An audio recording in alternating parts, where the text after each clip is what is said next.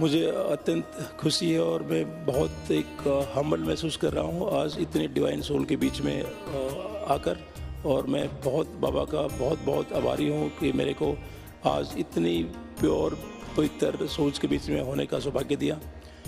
मुझे ज्ञान में आने का सौभाग्य मिला 1996 में। और जब मैं ज्ञान में आया था उस टाइम में काफ़ी एक सांसारिक जॉब में होने के बावजूद मैं कैप्टन था और काफ़ी सांसारिक परिस्थितियों में फंसा हुआ था। और जब मेरे को ज्ञान मिला तो इस एक वीक का कोर्स करने के बाद ही ये मानो मैं उड़ने लगा सही में। और मेरे को शिव बाबा परम धाम सोल इसकी अनुभूति बहुत स्पष्ट तौर से बहुत साफ तौर से हुई। फिर 99 में जैसा आपको पता है एक कारगिल वॉर के बारे में, तो मेरे को वहाँ भी सर्विस करने का सौभाग्य मिला। और इस दौरान एक जो तुर्तुक सेक्टर है उसमें जितनी भी हमारी पोस्ट थी वो 20 के आसपास दुश्मन के पास थी और एक पोस्ट थी जो दुश्मन के पास नहीं थी लेकिन बहुत मुश्किल पोस्ट थी। और ये था हमारा आर्मी का एक एम कि इस पोस्ट को कैसे भी लिया जाए। तो उसके ऊपर 2 बार अटैम्प्ट किए गए थे लेने के लिए, लेकिन उसमें कैजुअलिटी हुई और उस पोस्ट को हम नहीं ले पा रहे थे। फिर फाइनली ये तय हुआ कि एक बार फिर हम पूरा जोर लगा के इस पोस्ट को लेने की कोशिश करेंगे। और बाबा ने मेरे को ये जो तीसरी बार अटैम्प्ट हो रहा था इसका मेरे को पार्टी का लीडर बनाकर वहाँ पर नियुक्त किया। और जब हम पोस्ट के लिए गए हैं 10,000 फीट से तकरीबन ये मानिए आप 20,000 फीट की ऊंचाई पर पूरा ग्लेशियर था। और जब वहाँ पर पहुँचे तो हमको भी लगा ये तो बिल्कुल नामुमकिन है, ये हो ही नहीं सकता है। और मेरी टीम जो बहुत अच्छे कमांडोज थे, अच्छे माउंटेनियर्स थे, सबको एहसास हुआ ये तो काम बहुत ही मुश्किल है। इसी दौरान फिर काफ़ी फायरिंग वहाँ पर स्टार्ट हो गई और खाने पीने की भी कोई खास व्यवस्था नहीं थी, हम सब थके हुए थे।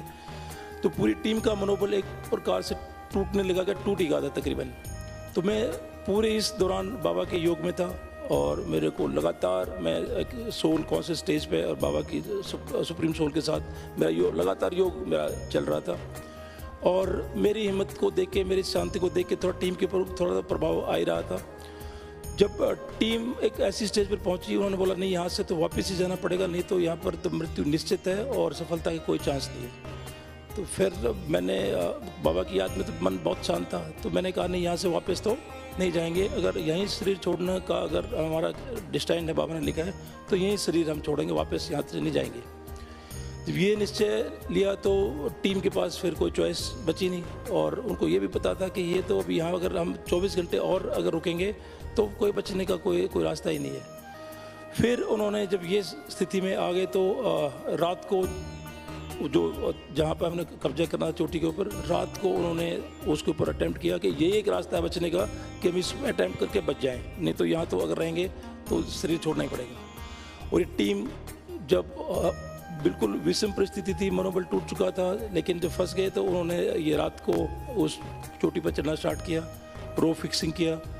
दुश्मन की काफ़ी फायरिंग आई रास्ते में, लेकिन उस फायरिंग के बीच वो हिम्मत दिखाते हुए उस चोटी के ऊपर पहुँचे, वहाँ पर कब्जा किया और भारतीय सेना की उस सेक्टर में पहली चोटी को स्थापित किया। मेरे को ज्ञान में, लड़ाई के मैदान में, इनकाउंटर्स में बहुत सारे अनुभव हैं। आज जो है टाइम और परमिट नहीं करता उसके लिए, तो मैं एक और छोटा आपके साथ अनुभव शेयर करना चाहूँगा। हमारी कश्मीर में एक यूनिट थी और उस यूनिट का काम था जो टेररिस्ट हैं उनके बारे में जानकारी हासिल करना। एक पलटन, एक बटालियन पलटन जो होती है उसमें 1000 के आसपास नुमाइंदे होते हैं। और ये लोकल जो है सोल्जर्स कश्मीर के उनको मिलाकर बनाई गई थी। लेकिन इसमें क्या हुआ कि आहिस्ता आहिस्ता वो लोकल सोल्जर हमारे साथ कम और टेररिस्ट की तरफ ज़्यादा हो गए थे और ये यूनिट काफ़ी एक अच्छी हालत में नहीं थी। जब ये यूनिट अच्छी हालत में नहीं थी तो फिर क्योंकि मैं ज्ञान में चलते हुए उस टाइम पर मेरे को काफ़ी तकरीबन 20 साल हो चुके थे, तो फिर मेरे को आर्मी की तरफ से एक नियुक्त किया गया कि आप जो है जाइए इस यूनिट को कमान संभालिए, और नहीं तो ये यूनिट तो बहुत एक आज ख़राब हालत में हो गई है। और कश्मीर में जहाँ पर इतना आतंकवाद है वहाँ पर इस यूनिट का अच्छी हालत में होना बहुत ज़रूरी है। तो वहाँ पर जब मेरे को बता दिया गया था कि बहुत चैलेंजिंग काम है ये और आपको बहुत मेहनत करनी पड़ेगी और आप आर्मी आपके ऊपर ट्रस्ट करती है, इसलिए आपको ये एक जिम्मेवारी दी जा रही है। तो मैंने ये चीज़ अशोक गाबा सर जो हमारे SSW के चेयरपर्सन हैं उनके साथ शेयर किया, कल सती के साथ शेयर किया। और जिस दिन मैं फर्स्ट डे वहाँ पर गया, ये अशोक गाबा सर वहाँ पर आए मधुबन से स्पेशली, एक यहाँ से बीकेस की टीम लेकर आए, कंसती वहाँ पर आए, हमने मेडिटेशन वहाँ पर किया, बाबा के 2 रूम बनाए और उसके बाद लगातार यहाँ से मधुबन से टीम मेरे पास वहाँ पर 2 साल के टेनर में आती रही और हर एक जो 1000 के आसपास सोल्जर्स थे सबको बाबा का ज्ञान और उन सब की आत्माओं के अंदर एक पॉजिटिव वाइब्स लगातार डाले गए, उनको एक अच्छी डायरेक्शन दी गई, एक प्रोफेशनल कैसे काम करना चाहिए। और तकरीबन 6 महीने के बाद ये यूनिट कहीं फायरिंग में फर्स्ट आ जाती है, कहीं इंट अच्छी इनकी निकलने लगी, इनकी इंटेलिजेंस के ऊपर ऑपरेशन अच्छे होने चल पड़े, ये कहीं स्पोर्ट्स कॉम्पिटिशन उसमें जीतने लग गए और ये यूनिट का नाम आहिस्ता आहिस्ता ऊपर उठना स्टार्ट हो गया। और 1 साल के बाद तो तकरीबन सबको दूर से नजर आ रहा था कि ये यूनिट तो देखो भी कितना अच्छा काम कर रही है। वो यूनिट इसी प्रकार काम करती रही और 2 साल के बाद उस यूनिट को इंडियन आर्मी की बेस्ट यूनिट का अवार्ड मिला और वो अवार्ड आर्मी चीफ ने खुद जो है मेरे को, जो यूनिट के सूबेदार मेजर होते हैं, उनको बुलाकर दिल्ली में वो अवार्ड दिया। तो अब ये देखिए राजयोगा का एक आर्मी के अंदर भी कितना बड़ा योगदान है कि एक यूनिट जो वहाँ पर थी, मेरा टास्क सिर्फ ये था इसको नॉर्मल लेके आना, इस यूनिट को नॉर्मल फंक्शनल। वो तो शायद आर्मी में भी किसी ने सोचा नहीं होगा कि ये यूनिट नॉर्मल होने के साथ साथ भारतीय सेना की सबसे बेस्ट उच्च कोटि यूनिट बन सकती है। तो ये सब जब मैं उस टाइम भी मेरे को एहसास था, आज भी मुड़ के देखता हूँ कि वो सुप्रीम सोल बाबा की पावर काम कर रही थी, हम सिर्फ माध्यम थे। क्योंकि एक इंसान के अंदर इतनी पावर नहीं होती है कि आप इतना मिरेकल, एक प्रकार से एक मिरेकल ही था, इतना मिरेकल कर सके। इसके बाद साउथ कश्मीर में मैं एक राष्ट्रीय राइफल सेक्टर कमांडर था, वहाँ पर काफ़ी ऑपरेशंस हुए और उसमें मेरे टेन्योर के दौरान जैसे जो टेररिस्ट के टॉप कमांडर्स होते हैं उनका दर्जा होता है A++, वो मिनिस्टर्स लेवल पे होते हैं, जैसे कोई रिक्रूटमेंट का इंचार्ज है, कोई फाइनेंस का इंचार्ज है, तो उनके 22 के आसपास थे वो टॉप A++ टेररिस्ट।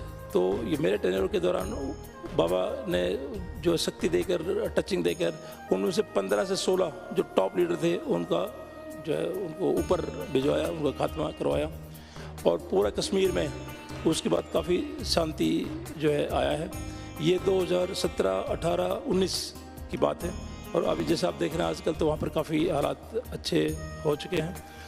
और एक आम मान्यता है कि आप ज्ञान में चलेंगे तो आप बड़े दयालु हो जाएंगे, आप बड़े निर्मल हो जाएंगे, आप तो शायद लड़ाई कर नहीं पाएंगे।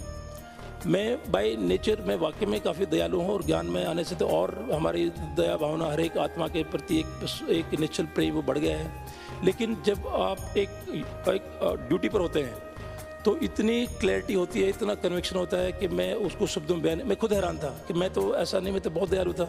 लेकिन जब आप काम कर रहे होते हैं तो आपको सिर्फ अपना वो जॉब दिखता है, ये एक टास्क मिला है, ये जो हमारा सोसाइटी में पीस लाने के लिए इनका शायद न्यूट्रलाइज करना बहुत ज़रूरी है।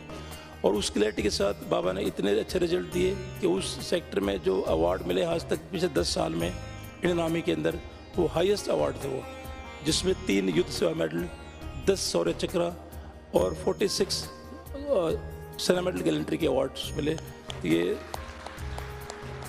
बाबा का हर कदम पर, हर स्टेप पर बहुत लिफ्ट मिलती है। और एक बाबा का स्लोगन मैं बार बार पढ़ता हूँ, उसका जिक्र भी करता हूँ कि आप हमेशा मेरी याद में रहेंगे।